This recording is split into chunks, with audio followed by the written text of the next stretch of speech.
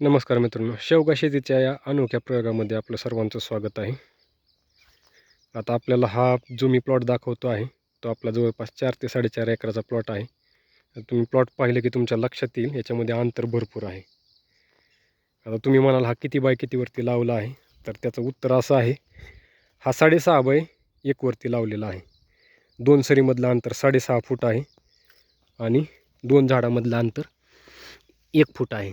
आता आपण जर पाहिलं ही दुसरी कटिंग आहे. फर्स्ट कटिंगला हा जो स्टंप दिसतो आहे इथं आपण कट केलं होतं. दुसऱ्या कटिंगला हे 3 स्टंप आलेले आहेत अगदी चांगल्या क्वालिटीमध्ये. बाकीचे आहेत हे काही हिशोबात धरण्यासारखे नाहीत. आणि हे जे आहेत आता हे नेक्स्ट कटिंग म्हणजे ज्यावेळेस आपली ही दुसरी कटिंग चालू होईल त्यावेळेस आपण या इथं ह्याला काटू. ह्याच्यानंतर परत ह्याला इकडं कोंब फुटतील. आता तुम्ही जर अंतर पाहिलं तर हा इथं सेंटर होता. आता इथं आलं, ह्याचा सर्कल वाढला. आता पुढच्या वेळेस कटिंग करेन त्यावेळेस हे आणखी बाहेर येणार आहे, म्हणजे हा जवळपास असा एरिया कव्हर करेन. त्याच्यामुळं 6 बाय 2 हे अगदी योग्य अंतर आहे. आपण 6.5 बाय 2 वरती 6.5 बाय 1 वरती लावलेलं आहे. पण 6.5 बाय 1 वरती आपण जर इथं पाहिलं तर आपलं इथं डबल लाईन आहे सगळीकडे. हे पहा असे डबल लाईनला आहे. ड्रिपच्या दोन्ही साईडला आपण इथून तिथून लावलेलं आहे. त्याच्यामुळे 6.5 फूट आणि 1 फुटावरती दोन्हीकडून पण लावलेलं आहे. अंतर भरपूर आहे पण अतिशय योग्य अंतर आहे. भविष्यात अडचण येणार नाही कटिंगला वगैरे. आता तुम्हाला हा प्लॉट पूर्ण दाखवतो मी तो. याला जवळपास 2 ते 2.5 महिने पाणी नव्हतं. पूर्ण पाणी बंद होतं. पाणी बंद असण्याचं कारण आपल्या बोरला पाणी नव्हतं. इथं नियोजन झालं नाही पाण्याचं, म्हणून हा प्लॉट पूर्ण 2 महिने 2-2.5 महिने आता जवळपास 3 महिने पूर्ण होतील कसलंही पाणी नव्हतं. पाण्याअभावी हा प्लॉट आलेला आहे. प्लॉट जर तुम्ही पाहिला तर अगदी चांगल्या स्थितीत आहे. कुठेही तुम्हाला असं वाटणार नाही की हा पाण्याशिवाय आलेला प्लॉट आहे. तुटा आहे हे जे मध्ये दिसतं आहे तुम्हाला, तुटा आहे कुठे कुठे. खुरपायचं राहिलं होतं, ही खुरपण केली आपण आत्ताच. तुम्हाला आधी दुसऱ्या कटिंगचे 2 टप्पे झालेले ते 2 टप्पे दाखवतो, मग तुमच्या लक्षात येईल कशा प्रकारे आपण कटिंग केलं आहे. याच्या अगोदर जो मी शॉर्टमध्ये एक व्हिडिओ टाकला होता त्यात तुम्हाला दाखवलं होतं. हे पहा इथं हे गवत आहे, खुरपायचे राहिल्यात, एक 8-10 साऱ्या खुरपायच्या राहिलेल्या आहेत. मध्ये आपण रोटावेटर मारला होता. हा जो पोर्शन तुम्हाला क्लीन दिसतो आहे रोटा मारला होता, पण 2 झाडाच्या मधलं काढायचं राहिलं होतं. भरपूर गवत आहे. खुरपण चालू केली होती, पाऊस चालू झाला म्हणून खुरपायचे बंद पडले. एक 4-5 दिवस झाले.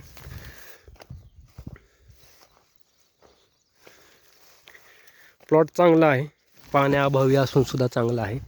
याच ठिकाणी जर आता याला ऊस जर असता आणि 2 ते 3 महिने जर पाणी नसतं तर ऊस पूर्ण वाया गेला असता. शेवगा आहे म्हणून टिकला आहे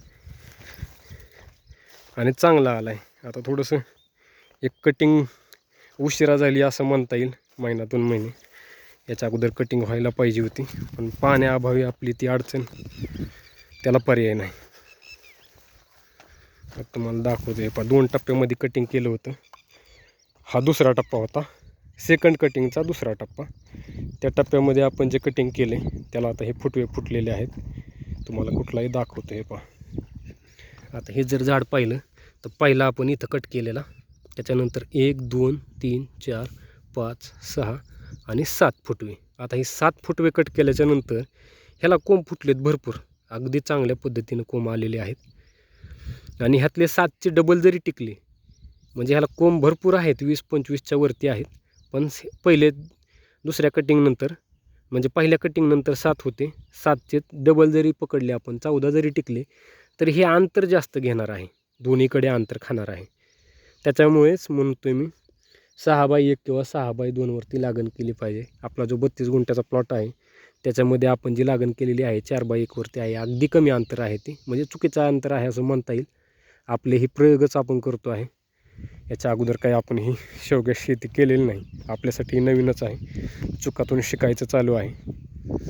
आणि दुसरी गोष्ट, मी जसं म्हणलं, मी व्हिडिओ टाकला होता, आपण जे फर्स्ट लॉट कट केला होता सेकंड कटिंगचा, तो लॉट आपला पूर्णपणे वायाला गेला. आपण पाहू शकता जो फर्स्ट लॉट कट केला होता सेकंड कटिंगचा त्याला हे असे फुटवे फुटलेले आहेत अगदी चांगले. पूर्ण हे तुम्हाला दिसतं आहे, एरिया पूर्ण भरलेला आहे, सगळीकडे चांगले कोंब फुटलेले आहेत.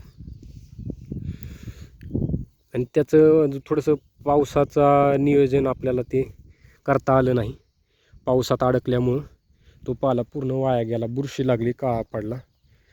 आता ही 4 एकरातला 4-4.5 एकरातला आपण एवढा भाग कट केलेला आहे. आपल्याला दिसेल आहे पहा, एवढा भाग आपण कट केलेला आहे. आणि तुम्हाला पाण्याचं नियोजन दाखवतो. जवळपास 2.5 आता 3 महिने पूर्ण होते, तिला 2.5-3 महिने कसलंच पाणी नव्हतं. आत्ताही पाणी नाही. आपली सिस्टम पूर्ण बंद आहे. हे पहा इथं केबल काढून टाकलेली, एक केबल इथं पडली आणि हे पहा इथं पाईप फुटलेला आहे. 2-2.5 महिने झालं पाणीच नाही आहे बोरला, त्याच्यामुळं हे सगळं बंद आहे. आणि बिना पाण्याचं हे आलेलं आहे, म्हणजे अगदी चांगली गोष्ट आहे. याच ठिकाणी ऊस असता तर ऊस जळून गेला असता.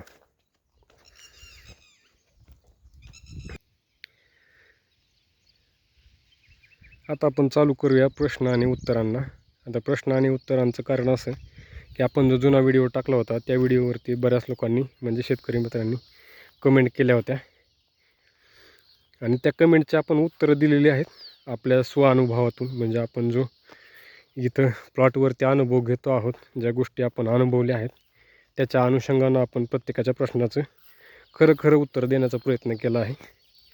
पण तरीही येत्या काळात नवीन शेतकऱ्यांना जेव्हा असेच प्रश्न पडतील आणि त्या प्रश्नाचं उत्तर म्हणून आपण हा व्हिडिओ बनवत आहोत, जेणेकरून जे नवीन शेतकरी उत्सुक असतील शेवगा शेतीसाठी त्यांच्या प्रश्नांचं निरसन होईल. आता पहिला प्रश्न असा होता की 32 गुंठ्यामध्ये किती किलो पाला निघाला फर्स्ट कटिंगमध्ये, एका दादांनी प्रश्न केला होता. तर त्या दादांचं प्रश्नाचं उत्तर असं आहे, आपल्या फर्स्ट कटिंगमध्ये 200 किलो पाला निघाला होता. एक स्टंप असताना 32 गुंठ्यामध्ये 200 किलो पाला निघाला होता. आणखी एक दादांचा प्रश्न होता, वर्षभरात किती किलो पाला निघेल एका एकरात. तर आता मी 32 गुंठ्याच्या हिशोबानं तुम्हाला जर तरच्या ह्याच्यात सांगतो. म्हणजे आमचं जेवढं काय हे 5-7 महिन्याचा झालेला आहे. डिसेंबरपासून लागवड झाल्याच्या नंतर आता जवळपास 7 महिने, आता जुलै चालू आहे, म्हणजे जुलै संपतच आला, 7 महिने पूर्ण झाले आहेत. तर या 7 महिन्यात जे काही आमचा अनुभव आहे त्या अनुभवाच्या हिशोबानं पुढच्या वर्षभराचं कॅल्क्युलेशन जर तुम्हाला सांगायचं म्हणलं तर 32 गुंठ्यामध्ये फर्स्ट कटिंगला आपला 200 किलो निघाला आणि एक स्टंप असताना 200 किलो निघालेला आहे. आता ॲव्हरेज जर रानात पाहिलं तर 3 स्टंप आहेत. आता तुम्हाला दाखवतो. हे पहा इथं जर तुम्ही पाहिलं, हे पहा 1 2 3 4 5 6 7, जवळपास याला 7 आहेत, पण काही ठिकाणी 2 आहे. आता इथं जर पाहिलं याला 2च आहेत. आपल्या त्या 32 गुंठ्यात ही अशीच अवस्था आहे. म्हणजे इथं 2 आहेत, इथं 3 आहेत, यामधला एक काही हिशोबात धरण्यासारखा नाही, हे 2 आहेत. तर ॲव्हरेज जर 3 स्टंप पकडले सगळीकडे तर 3 पट पाला निघावी अशी अपेक्षा आहे. 3 पट पाला म्हटलं तरी सुरुवातीला 200 निघाला आहे, 200चा 600 किलो निघावा. आणि आपला तो फर्स्ट कटिंग आपण जवळपास 4 महिन्यांनी केलेली आहे, 4 महिन्यांच्या जवळपास मागे पुढे म्हणता येईल. आता दुसरी कटिंग प्रत्येक 2 महिन्यांनी करणार आहोत आपण. जर असाच हिशोब पकडला 2 महिन्याचा तर वर्षभरात 6 वेळा कटिंग होत आहे. पण आपलं पहिलं कटिंग जर 4 महिन्यांनी झाले त्या हिशोबानं आपलं पहिल्या वर्षात 5च कटिंग होणार आहेत. आणि पहिल्या कटिंगला 200 किलो, दुसऱ्या कटिंगला 600 किलो 3 स्टंपच्या ॲव्हरेजनं, म्हणजे 2 कटिंगमध्ये 800 किलो झाला. आणि तिसऱ्या कटिंगला 600 किलोच्या डबल निघावा. आणि आपल्या हिशोबानं आपण डबल म्हणजे 1200 किलो, पण आपण 1000 किलो पकडूया. असा जर तिसऱ्या कटिंगला जर 1000 किलो निघाला, चौथ्याला 1000, पाचव्याला 1000, असा पुढच्या 3 कटिंगचा 3000 किलो म्हणजे 3 टन, आणि सुरुवातीचा 800 किलो म्हणजे 3.8. हे गणित आहे 32 गुंठ्याचं. आपण 1 एकराचं पकडलं तर मी म्हणतो 3.8च्या ऐवजी अगदी 200 किलो वाढवला वरच्या 8 गुंठ्याच्या हिशोबात, तरी पण 4 टन पाला सहजासहजी निघू शकतो. झाडांची तूट मर हे सगळ्या गोष्टी विचारात घेऊन 4 टनापर्यंत पाला एकरी निघू शकतो. लोक 6 टन 7 टन 8 टन सांगतात, त्याच्याबद्दल आपल्याला काही बोलायचं नाही, जास्त त्याचा वैयक्तिक अनुभव आहे. ते करणंही शक्य असेल, कदाचित आपल्यालाही ते शक्य होऊ शकतं. पण सध्या आपण कमीत कमी हिशोब धरतो आहोत, जेणेकरून आपल्या वाट्याला निराशा येऊ नये. नाहीतर आधीच मोठे आकडेमोड जर आपण पाहिली आणि भरपूर उत्पन्न निघणं अशी जर अपेक्षा धरली आणि प्रत्यक्षात वेगळं घडायला लागलं तर माणूस मग नाराज होतो आणि मग ते करायचं की नको असा प्रश्न पडायला लागतो. त्याच्यामुळे आपण कमीत कमी धरतो आहोत. 6 टन लोकांनी सांगितलं असलं तरी आपण 4 टनाचा हिशोब कमीत कमीच्या हिशोबानं सांगितला आहे.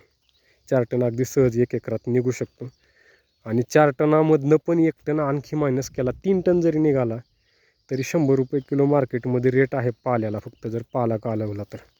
म्हणजे पुढं आपलं काही नियोजन नसेल, फक्त पाला जरी घालवला तर मार्केटमध्ये रिक्वायरमेंट खूप मोठी आहे. शेतकऱ्यांना ती फुलफिल करणं शक्य नाही, डिफिसिट खूप मोठा आहे.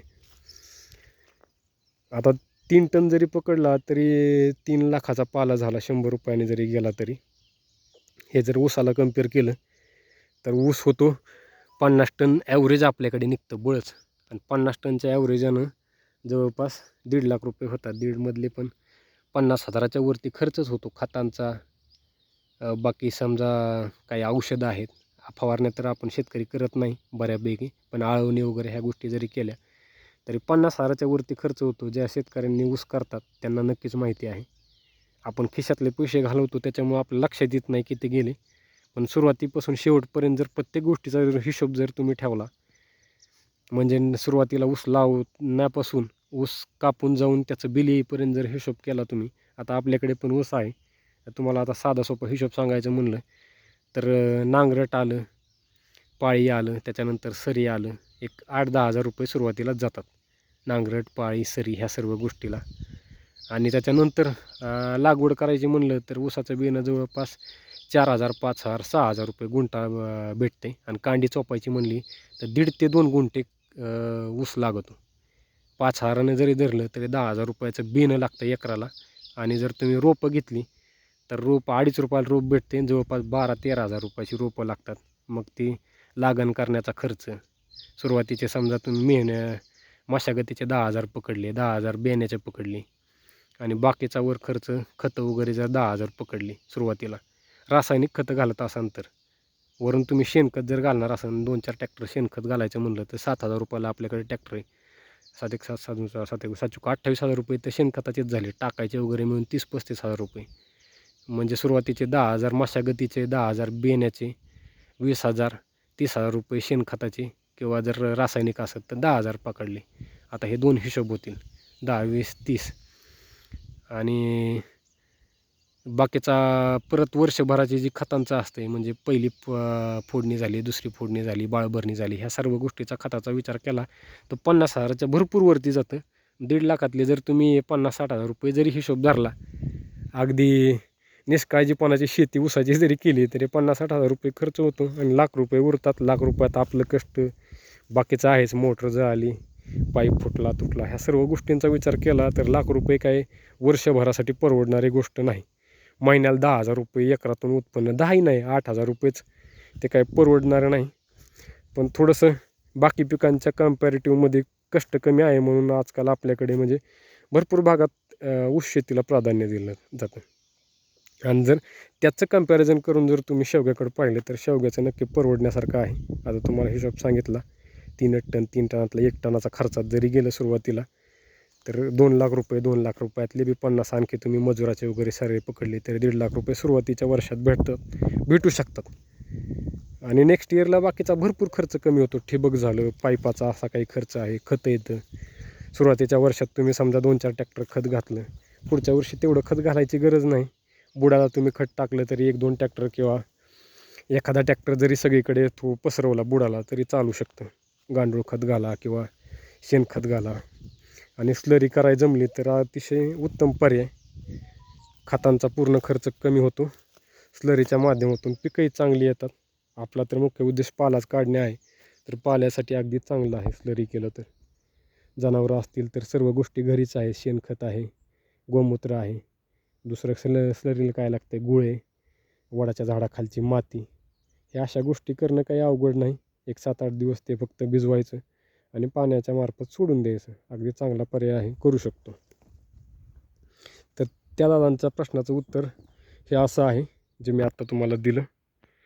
अपेक्षा आहे तुम्हाला ही आकडेमोड समजली असेल, कारण आपण आपल्या अनुभवातनं मांडतो आहे. जे काही 7-8 महिन्याचा आपला अनुभव झाला आहे त्या अनुभवाच्या अनुषंगानं पुढचे 4-5 महिने पकडून असा वर्षभराचा हिशोब मी तुम्हाला सांगितला आहे. यात कुठलेही वाढीव आकडे नाहीत, कमीत कमी पकडलं आहे, जेणेकरून आपलं सुरुवातीला समाधान व्हायला हवं. आणि सुरुवातीला समाधान झालं तर माणसाला काही वाटत नाही, ठीक आहे, हेच जर सत्य असेल तर त्याच्या पाठीमागं जायला आपल्याला काही अडचण नाही. पण जर तुम्ही अगदी मी तुम्हाला एक 10 आणि 12 लाख रुपये एकरी मिळते ना असा जर हिशोब सांगितला आणि प्रत्यक्षात तुम्हाला जर वेगळं चित्र दिसायला लागलं तर तुम्ही नावं मलाही ठेवताल आणि स्वतः जे नुकसान होईल ते नुकसान भरून निघणार नाही. फक्त कोणाचा तरी व्हिडिओ पाहायचा, इंस्टाग्राम असो, यूट्यूब असो, त्या माध्यमातून अशा बऱ्याच ठिकाणी फसवणूक होते लोकांची. लोक व्हिडिओ बनवतात, फक्त व्हिडिओमधनं मनोरंजन करायचं लोकांचं, मनोरंजन करून काही लोक सिरियस होतात, अशी इन्व्हेस्टमेंट करतात, वेळ वाया जातो, पैसा वाया जातो. ही गोष्ट काही परत भरून न निघणारी असते. इथं प्रत्येक शेतकऱ्याला अपेक्षा असते काहीतरी. हे पाहिजे इथं साप मरून पडलाय. प्रत्येक शेतकऱ्याच्या आयुष्यात काहीतरी अपेक्षा आहेत, ज्याच्या त्याच्या, शेतकरी असो किंवा कोणी असो, त्या अपेक्षा पूर्ण करण्यासाठी माणूस असा खोटाटेप करण्याचा प्रयत्न करतो. आणि त्यात जर फसलं तर परत उभारी घेणं खूप अवघड होऊन जातं. वेळ वाया गेलेला असतो, परत पैसा वाया गेलेला असतो आणि कोणाकडे एवढा पैसा पडलेला नाही. जो कोणी शेतकरी यात इन्व्हेस्टमेंट करण्याचा प्रयत्न करतो आहे, अपेक्षा आहे 100% त्याच्याकडे पैसा असा काही मुबलक पैसा पडलेला आहे, तरी पण चला इन्व्हेस्टमेंट करून देऊ असं तर काही नसतं. त्याच्यामुळं वेळ वायाला जाऊ नये या अनुषंगानं आपण हा व्हिडिओ बनवत आहोत, जेणेकरून तुमची जनजागृती होईल, तुमच्यापर्यंत माहिती योग्य मिळेल आणि तुमच्या प्रश्नांची उत्तरं मला देता येतील. ह्या हिशोबानं हा आजचा व्हिडिओ आहे. आता पुढचा प्रश्न असा आहे, आता एक धुळ्यावरून रक्षित पाटील नावाचे शेतकरी आहेत. त्यांचा प्रश्न आहे, मी वलयपट्टी ही पाला प्रजातीची शेवग्याची लागवड करत आहे. 2 एकर लागवड करत आहे.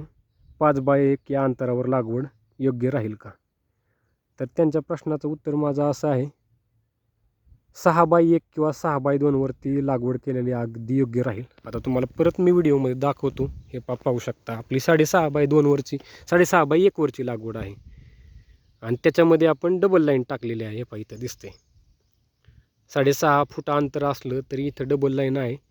त्याच्यामुळं मी तुम्हाला 6x1 किंवा 6x2 सजेस्ट करेन. अगदी योग्य अंतर राहील. भविष्यात तुम्हाला परत अडचण येणार नाही, अंतर्मशागतीला अडचण येणार नाही, कटिंगला अडचण येणार नाही आणि हवा खेळती राहील. आता तुम्ही हा जर प्लॉट पाहिला, याच्यामध्ये हवा खेळती आहे भरपूर. आपला 4x1चा आहे, तो पूर्ण पॅक झालेला आहे. एकात एक झाडं पूर्ण पसरतील, म्हणजे 5-6 दिवस कटिंगला टाईम आहे, पण आता पूर्ण ते एकत्र झालेलं आहे. पाऊस आला आणि मधून जर चालायला लागला तर तुम्ही 4 पावलं चालला तरी पूर्ण भिजून जाते. पानावरचं पाणी इतकं अंगावर येते की पूर्ण ते एकात एक जाम झालेले आहेत झाडं. हे अंतर अगदी चांगलं आहे. त्याच्यामुळे 6x1 किंवा 6x2 मी सजेस्ट करेन. आता एक दिनेश खांडवे नावाचे शेतकरी आहेत. यांचा प्रश्न आहे, याच्यासाठी ड्रायर घ्यावे लागेल का? तर त्याच्यासाठी माझं उत्तर असं आहे, आता जास्त त्याचं वैयक्तिक भांडवलावरती डिपेंड आहे दादा. ड्रायर घेणं अगदी चांगली गोष्ट आहे. तुमचा जर पुढे पालाची पावडर करून विकणं हा उद्देश असेल तर ड्रायर अगदी चांगली गोष्ट आहे. पण मला त्या खर्चाबद्दल माहिती नाही, त्याचा किती खर्च येऊ शकतो. पण तरीही खर्च काही कमी नसणार आहे त्याच्यामुळं. आणि ड्रायर घेतलं तर परत मॅनपॉवर वाढते. तुम्हाला ते त्या ड्रायरच्या ट्रेमध्ये टाकायला माणूस हवा आहे. घरी जर आपल्या माणसं असतील, म्हणजे स्वतःच आपण तेवढ्या ह्यानं उमेदीनं करणार असू आणि घरी माणसं असतील 2-4, तर अगदी चांगलं होऊ शकतं. ड्रायरनं पाला वाळू शकतो, वायाला जाणार नाही. आमचा जो पाला वायाला गेला तशा प्रकारची चूक होणार नाही आणि त्यातून नुकसान होणार नाही. पण ड्रायरला शेवटी आता तो भांडवलाचा प्रश्न आहे. ज्याचा त्याचा वैयक्तिक भांडवल असेल तर ड्रायर नक्कीच घेऊन पुढचं जे नुकसान होणार आहे ते वाचवू शकतो. आणि पाल्याची पावडर करून विकली तर आणखी बेटर.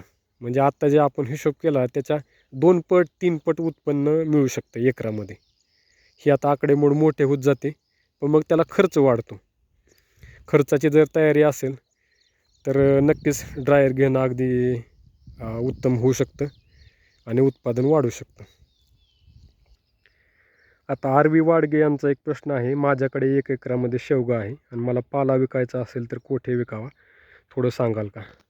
तर त्यांच्या प्रश्नासाठी माझं उत्तर असं आहे, पाला आपण सध्या करमाळ्याला देतो आहे, डायरेक्ट पाला विकतो आहे. जशी क्वालिटी आहे त्या हिशोबानं रेट आपल्याला मिळतो आहे. जवळपास 100 रुपयाच्या आसपास रेट मिळतो आहे सध्या. ठोकमध्ये विकायचं म्हटलं तर.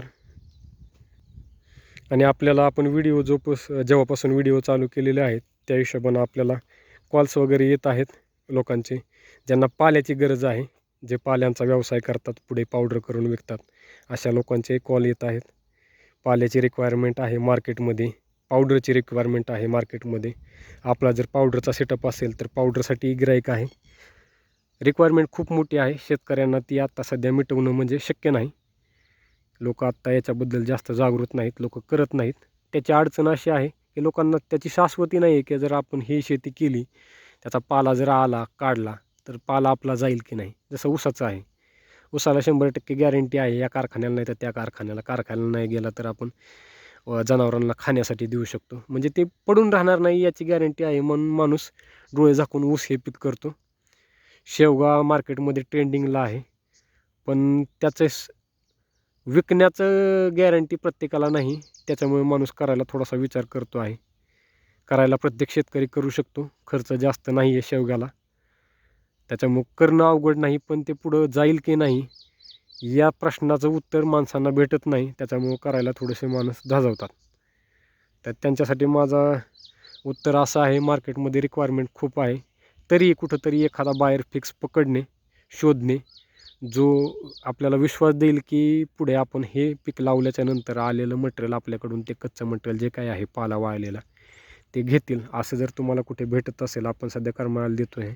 मार्केटमध्ये बरेच व्यावसायिक आहेत जे पाल्याची रिक्वायरमेंट टाकतात. असं थोडंसं ज्या कोणी नवीन शेतकऱ्यांनी प्लॉट लावले आहेत, सुरुवातीला त्यांची गाठभेट घेणं, त्यांच्याकडून थोडीशी माहिती घेणं, ते कुठं घालतात याची थोडीशी माहिती करून घेणं. आता आम्ही सांगितलं, आम्ही करमाळ्याला देतो आहोत आणि फ्युचरमध्ये पाल्याची पावडर करून विकण्याचंही नियोजन आहे. जो काही पाला वाचेल तो असाच करमाळ्याला किंवा नवीन कोणी आणखी भेटलं, रेट वाढून भेटला तर अशा वेगवेगळ्या ठिकाणी पाला द्यायचा आणि पावडरीमधून जेवढं आपल्याला उत्पादन मिळवता येईल तेवढं मिळवण्याचा प्रयत्न करायचा. आता दक्ष सागर वाडकर यांचा प्रश्न आहे, कोणती व्हरायटी लावली दादा? तर त्यांच्या प्रश्नाचं उत्तर असं आहे की आपण जे लावलेले आहे ती वलयपट्टी नावाचा ब्रँड आहे. ब्रँड म्हणजे व्हरायटी आहे, चुकून ब्रँड म्हटलो, पण ही व्हरायटी आहे वलयपट्टी नावाची.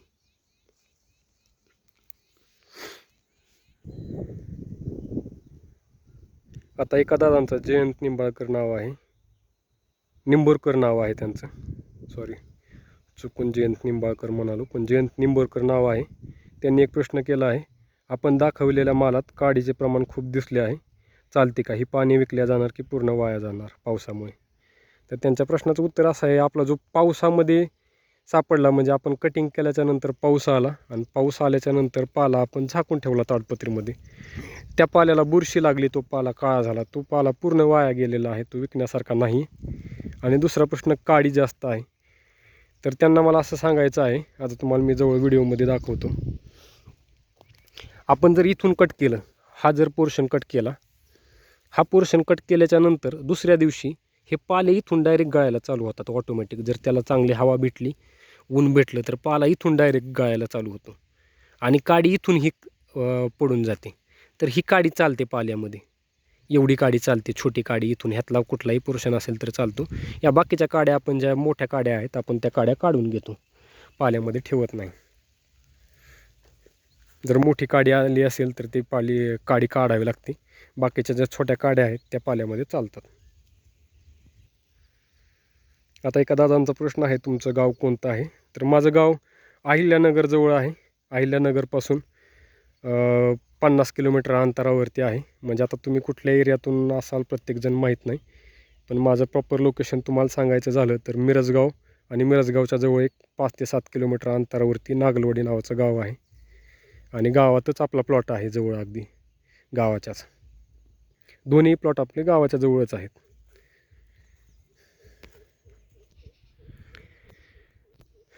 या व्हिडिओवरती प्रत्येकाने आपापलं म्हणणं मांडलं तरी चालेल. म्हणणं म्हणजे जे काही प्रश्न असतील, प्रश्न विचारले तर आपण त्या प्रश्नाच्या अनुषंगानं परत वैयक्तिक तुमचा तो एकच प्रश्न घेऊन म्हटलं तरी व्हिडिओ बनवूया, जेणेकरून तुम्हाला त्यातून पूर्ण क्लॅरिफिकेशन मिळेल. फोन केला तरी चालेल, तुम्हाला फोन केला तरी त्याच्यावरती माहिती आपण देऊया, काही अडचण नाही. नवीन शेतकरी असेल अशी काही गुंतवणूक करायची असेल तर नक्कीच मार्गदर्शन करू आपण आपल्या वैयक्तिक अनुभवातून, जो आपण या प्लॉटमधून घेतला आहे त्या हिशोबानं तुम्हाला सांगण्याचा प्रयत्न करू. परत माझं एकच सांगणं आहे, मला कुठलंही बियाणं विकायचं नाही, कुठलंही त्यातून कमिशन मिळवायचं नाही, कुठलं खत विकायचं नाही किंवा कोणाची ॲडव्हर्टाईज करायची नाही. मी फक्त हे व्हिडिओ बनवतो आहे माझ्या अनुभवातून. भरपूर सारे शेतकरी आहेत ही शेती करण्यास उत्सुक आहेत आणि त्यांना माहिती मिळावी या हिशोबानं आपण हे व्हिडिओ बनवून टाकत आहे. ना यातून मला फॉलोअर सबस्क्रायबर मिळवायचे आहेत आणि त्या व्हिडिओच्या माध्यमातून यूट्यूब किंवा इंस्टाग्राम अशा प्लॅटफॉर्मवरतून उत्पन्न मिळवायचं आहे. मी जनरल माझी डे टू डे लाईफमध्ये जे काही गोष्टी घडतात, म्हणजे जो व्हिडिओ मी काढतो, मला काढावा वाटतो, टाकावा वाटतो, असे मी व्हिडिओ बनवतो, टाकतो. हा व्हिडिओ विशेष लोकांच्या आग्रहास्तव बनवत आहे. आग्रहास्तव म्हणजे बरेच प्रश्न आले मला मागच्या व्हिडिओवरती, कमेंट आल्या. त्या कमेंटमुळं मग हा व्हिडिओ बनवावा वाटला, जेणेकरून लोकांच्या प्रश्नांचं निरसन होईल आणि लोकांना मदत होईल डिसिजन घेण्यासाठी, योग्य निर्णय घेण्यासाठी, शेवगा शेती करायची की नाही. यात भरपूर मोठा फायदा आहे, अगदी लाखोंचं उत्पादन आहे आणि वर्षभरातच तुम्ही तुमची सगळी स्वप्न पूर्ण करू शकाल. गाडी, बंगला, जे काय असेल बाकी जास्तीचे जे काही स्वप्न असतील ते पूर्ण करू शकाल, असं मला म्हणायचं नाही. आणि अशा अनुषंगानं हा मी व्हिडिओ बनवतही नाही. पण पूर्णपणे जर त्या गोष्टीबद्दल माहिती मिळाली आणि त्याच्यानंतर आपण डिसिजन घेतला तर आपल्याला ते पुढे करायलाही वाईट वाटत नाही, कारण त्याची सत्यता माहिती असते आपल्याला. एवढा त्रास होणार आहे, बऱ्याचशा गोष्टी आहेत. शेती म्हटलं की संयम आला. 100% संयम पाहिजे तुमचा, भरपूर संयम. वेळ वाया जातो म्हणण्यापेक्षा जर तुम्ही पूर्ण त्याच्यात झुकून दिलं तुम्हाला आणि चांगल्या प्रकारे तुम्ही जर प्लॉट आणला तर यातून उत्पन्न नक्की मिळेल. पण त्याला संयम पाहिजे. वेळ वाया जातो म्हणण्याचा माझा अर्थ असा की वेळ लागतो. बाकीच्या गोष्टीमध्ये जसं तुम्हाला लगेच इनपुट दिलं की आउटपुट मिळतं आहे असं काही नाही आहे. ह्याला वेळ भरपूर पाहिजे. ॲटलिस्ट वर्षभराचा संयम तुमच्याकडे पाहिजे. वर्षभराच्या शेवटी तुम्हाला कुठे त्याचा अंदाज येईल की आपण इन्व्हेस्टमेंट किती केली आहे, आपल्याला मिळतं किती आहे. आणि त्यानंतर तर खर्च कमी आहे. त्यानंतर वर्षभरानं परत तुमचं उत्पन्न वाढतच जातं आहे. तुम्ही जर मशागत चांगली केली, खतं वगैरेचं नियोजन चांगलं केलं, बाकीचं सगळं कष्ट जर तुम्ही जास्त घेतले तर तुम्हाला उत्पादन जास्त मिळणार आहे. हे 100% खरं आहे. फक्त लागवड करताना चूक व्हायला नको यासाठी हा व्हिडिओ आहे. अंतर घ्यायला चुकवायला नको, कारण ती गोष्ट परत बदलता येणारी नाही. बाकी तुम्ही काहीही करू शकता. सुरुवातीला समजा तुमच्याकडे ठिबक नसेल, तुम्ही सरीनं पाणी देण्याचा प्रयत्न केला, नंतर तुमच्याकडे भांडवल आलं. जास्तीचा वैयक्तिक प्रश्न आहे शेतकऱ्यांचा, भांडवल डिपेंड करतं जास्तीची परिस्थिती. त्या हिशोबानं तुम्ही नंतर ठिबक केलं, ह्या गोष्टी करू शकतो. नंतर त्याचं नियोजन होऊ शकतं. तुम्ही जर अंतर घेण्याचं चुकवलं, बियाणं निवडताना चुकवलं, मशागतीच्यात काही चुका झाल्या तर बियाणं उगावलंच नाही, तर ह्या ज्या चुका आहेत त्याला जो खर्च आणि वेळ वाया जाणार आहे ती भरून न निघणारी गोष्ट आहे. म्हणून जेवढी तुम्हाला जास्त माहिती घेता येईल, मी सांगितली हीच खरी आहे असंही पकडू नका. तुम्हाला आणखी दुसऱ्या कुठल्या शेतकऱ्याकडनं माहिती मिळाली, जास्तीचा वैयक्तिक अनुभव आहे. मी माझा खराच अनुभव जो आम्ही घेतला आहे तोच तुम्हाला सांगण्याचा प्रयत्न केला आहे. तरी पण एका गोष्टीवरती, एका रिसोर्सवरती विश्वास न ठेवता तुम्हाला ही शेती चालू करण्याच्या अगोदर तुम्हाला जेवढी जास्त माहिती मिळवता येईल वेगवेगळ्या लोकांकडून, हवं तर भेट देणं महत्त्वाचं असं मला वाटतं. म्हणजे आपण खर्चाचा विचार करतो. आता शेतकरी म्हणलं की खर्च आला, खर्चाचा भरपूर विचार करून गोष्टी कराव्या लागतात. प्रत्येकाकडे पैसा असेल असं नाही. त्याच्यामुळं माणूस विजिट करायची म्हणलं तरी अंतर जास्त आहे. आता तुम्ही बऱ्याच शेतकऱ्यांचे फोन आले, आपण नंबर दिलेला आहे. शेतकरी फोन करतात, आम्ही भेट दिली तर चालेल का म्हणतात. आपल्याला कसलीही अडचण नाही, कधीही भेट दिली फोन करून या. फक्त फोन करून आला, तुम्हाला प्लॉट दाखवू, आपला जो काही अनुभव आहे तुम्हाला प्रत्यक्षात समोर दाखवू, तशी काही अडचण नाही. पण आता बऱ्याच शेतकऱ्यांनी फोन केलेले आहेत, तर ते शेतकरी अगदी दूर अंतरावरून आहेत. काही विदर्भातून आहेत, काही कोल्हापूर भागातून आहेत, महाराष्ट्राच्या कानाकोपऱ्यातून शेतकरी फोन करतात. अंतर आता भरपूर आहे. विदर्भातून म्हणलं तर 500-700 किलोमीटर अंतर पडतं आहे, कोल्हापूर म्हणलं तरी 300-350 किलोमीटर अंतर. आणि फक्त प्लॉट बघायला जाण्यासाठी एवढ्या लांब जायचं, बघून काय करणार आहे असं माणसाला प्रश्न पडतात. पण बघून काय होणार आहे असं म्हणून उपयोग नाही. जर ह्यात इन्व्हेस्टमेंट करायची, वेळ वाया घालवायचा आहे, पैसा वाया घालवायचा आहे, तर तुम्ही प्रत्यक्षात शेतकऱ्याची भेट घेतली पाहिजे. माझीच भेट घ्या किंवा आमचाच प्लॉट येऊन बघा असं माझं वैयक्तिक म्हणणं नाही. तुम्हाला जिथे कुठे जवळ पडेल त्या शेतकऱ्यांची नक्की जाऊन भेट घ्या. त्यांचा वैयक्तिक अनुभव त्यांच्या तोंडानं ऐका. प्लॉट बघा, अंतर कशी घेतलेली आहेत, त्यांना काय अडचणी येत आहेत. मी माझ्या जेवढ्या काही अडचणी आहेत, जे काही आमचे वैयक्तिक अनुभव आहेत ते मांडण्याचा प्रयत्न केला आहे. काही न लपवता, काही खोटं न सांगता जे काय आहे तेच मांडण्याचा प्रयत्न केला आहे. तरी तुम्ही माझं परत त्याच्यावरतीच फोकस असेल की तुम्ही याच्यामध्ये इन्व्हेस्टमेंट करण्याच्या अगोदर कुठेतरी 2-4 प्लॉटला भेट द्यावी. जेणेकरून तुम्हाला यात इन्व्हेस्टमेंट करायची की नको याच्यावरती ठाम निर्णय घेता येईल. आता आपण हा व्हिडिओ थांबवतो आहे इथंच. तरी ज्या शेतकऱ्यांना काही प्रश्न असतील नक्कीच कमेंटमध्ये तुम्ही तुमचे प्रश्न मांडले. या व्हिडिओत कुठे काही आमचं चुकलं असेल तर त्याच्यावरती तुम्ही काही तुमची कमेंट म्हणून मांडलं तरी काही अडचण नाही. आपण तुमच्या प्रत्येक प्रश्नाचं उत्तर देण्याचा प्रयत्न करू. आणि नेक्स्ट व्हिडिओ प्रत्येकाच्या कमेंटवरती स्पेसिफिक आपण बनवण्याचा प्रयत्न करू. एकाच कमेंटवरती एक व्हिडिओ बनवण्याचा प्रयत्न करू आणि जास्तीत जास्त माहिती त्या कमेंटच्या अनुषंगानं देण्याचा प्रयत्न करू. तरी कमेंट करताना प्रत्येक शेतकऱ्यानं माझी विनंती आहे की तुम्ही कुठल्या भागातून आहात, तुमचं नाव, मोबाईल नंबर आणि तुमचा एरिया, पूर्ण पत्ता जरी टाकला तरी चालेल. त्या हिशोबानं व्हिडिओ बनवता येतो. व्हिडिओमध्ये तुमचं नाव घेऊन तुमचा पत्ता सांगून जर बनवला तर पुढे तुमच्यासाठीही फायद्याचं की तुमच्या त्या प्रश्नाचं उत्तर आहे तुम्हाला सांगता येईल. तुम्हालाही कळेल की आपल्या प्रश्नाचं उत्तर आपल्याला व्यवस्थित भेटलं आहे. त्या हिशोबानं तुम्ही तुमचं नाव, पत्ता आणि एरिया कमेंट केला तर अगदी चांगलं होईल असं मला वाटतं. व्हिडिओ आवडल्यास लाईक करा, कमेंट करा आणि आवडलंच तर सबस्क्राईब करा. जबरदस्ती कुठल्याही गोष्टीची नाही. चला तर मित्रांनो, आपण या व्हिडिओत रजा घेऊया आपल्या सर्वांची. आता प्लॉट तुम्हाला तरी एकदा बाहेरून दाखवतो शेवट जाता जाता. 4 एकराचा प्लॉट आहे हा, 4-4.5 एकराचा हा एरिया आपण मोकाट सोडलेला आहे. इथं थोडंसं शेडचं नियोजन करायचं आहे आपल्याला. हा पूर्ण एरिया